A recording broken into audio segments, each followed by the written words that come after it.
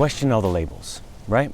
So society has told us what these things mean, right? Let me explain. When I first thought I was gay, and I'm still trying to figure all that out, it was like a world of terror coming down on me. It was the most frightening thing. I would rather die. I was 33 years old, ate a bunch of magic mushrooms and realized I had no idea who I was. And the biggest fear I had was, what if I'm gay? And there was all of this stuff that came with it. It was like, I couldn't even give language to it. All I knew was like, my life was in danger and everyone around me was going to be hurt.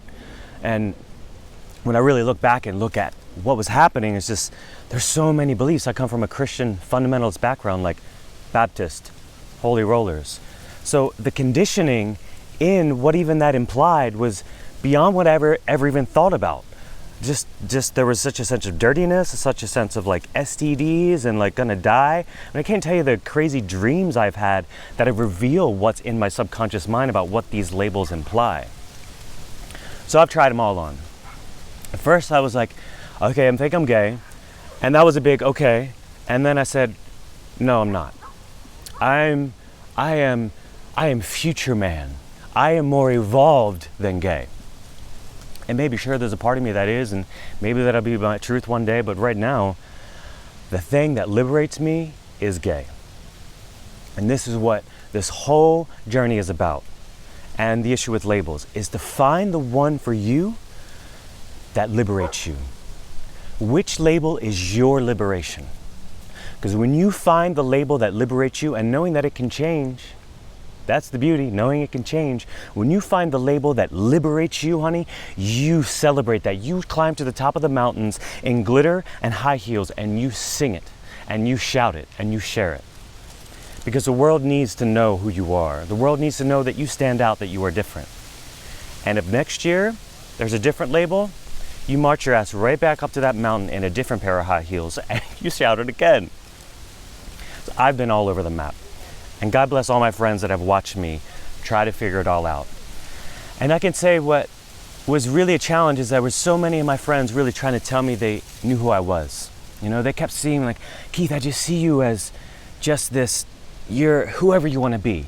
Thank you. That's like super love, you know, like that's the greatest answer I could ever ask for anyone. But it kept I allowed that reflection and that projection to steer me away from what was really calling me that voice inside. Because the voice inside for me has been, since this opened for me, is gay. That's the place that terrifies me the most. It's the most terrifying. And maybe if I continue to follow it, and maybe it'll change, I don't know. But it's a discovery. And so I've questioned all the labels. I've tried on pansexual. And it's worked for a while, but there was always something missing. You know, it's allowed me to explore with a sense of freedom. But the thing that just really is like my home, when I say I am gay, there's just chills that's in my being, right? And it's not about like what that means in the sense of the collective consciousness. There's something deep in my soul that's calling me home to that. And it's also calling me home to discover what gay means to me. Because I can tell you, I don't fit in the stereotypical gay communities. I bartended at a gay disco for a year. It was a lot of fun, but I saw a lot of pain, and I saw a lot of hypocrisy, and a lot of people like really acting out from a place that didn't feel like in the heart, you know? There's just a lot, there's still so much pain in the queer communities. And this whole intention of me sharing my journey and sharing, you know, what I've learned. I've traveled to Peru for months and months at a time. You know, I'm a yoga teacher, a meditation teacher, a life coach. And especially at the state of the world it is now, I feel like the only thing I can do is share my journey and share what I've been through, so that maybe you can have somewhat of an easier journey. God bless you if you came from a fundamental background. God bless you if you came from like Christian or Jewish or like Jehovah's Witness. Like, God bless you, you know. At the core of all of them, there's something that's precious and beautiful, but in the process of us trying to just say love is all there is and love your neighbor and all that, we've really fucked it up, and God help us all. So question the labels. Try them on. Like, you're at a banquet, okay? You're at a banquet. Let yourself try it on. But the thing I really want you to remember is there is a feminine essence within you. It's a quality of your heart, and it's a quality of yourself that you may not know much about. It's actually the part of humanity that has been the most abused. And when I say that, that's the greater sense of the feminine, the sacred feminine, the divine feminine, the goddess.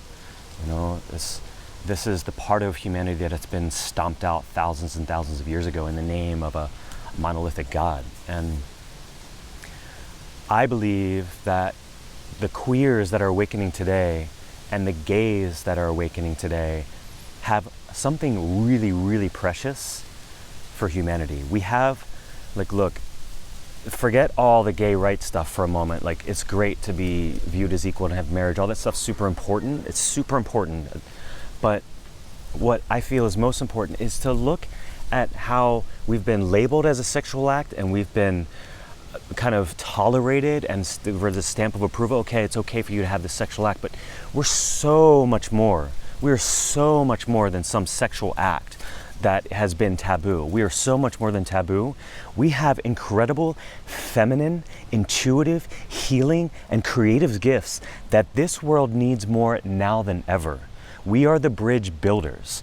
We, the queers, have always been the ones who have been, we've been the advisors to great leaders. We've always been the visionaries that have held the vision and understood a different perspective of humanity, and it's because of the feminine. It's because there is a greater feminine essence that lives within us, and this is, why I have these tattoos. The feminine and the masculine coming together. That is our gift. Our gift is not about a taboo sexual act. Our gift is about what we can see and what we can do and what we can dream, because we have the presence of such a strong feminine and masculine essence together. And I beg the queer community, I beg the gay community to fucking put down your vodka sodas for 2 seconds and look within of what the world needs from you in this moment, what the world is crying out for.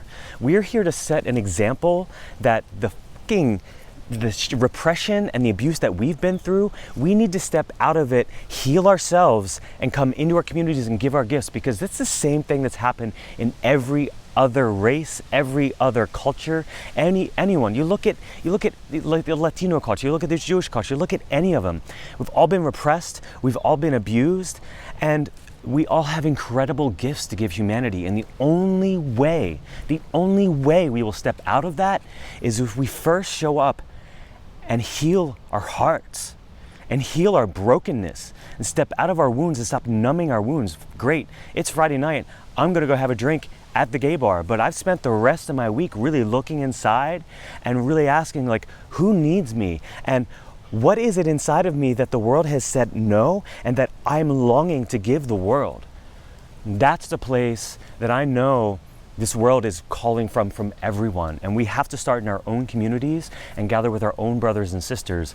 And for those of us now, you're watching this now, this is November, Donald Trump was just elected president, who knows what will happen. The world needs you. The world needs you to really look inside. What is it that you're here? There's something special about the fact that you have been repressed, about that the world has feared you, and look inside. What is it the world fears? What is it that you fear that you can bring into this world right now? It's no more time for, just the party is fucking it will still always go on, The party will always go on, and that's what we've been known for, but we need to change our name. There's all the gay clubs and the queer clubs are dying because we've just been viewed as these party boys.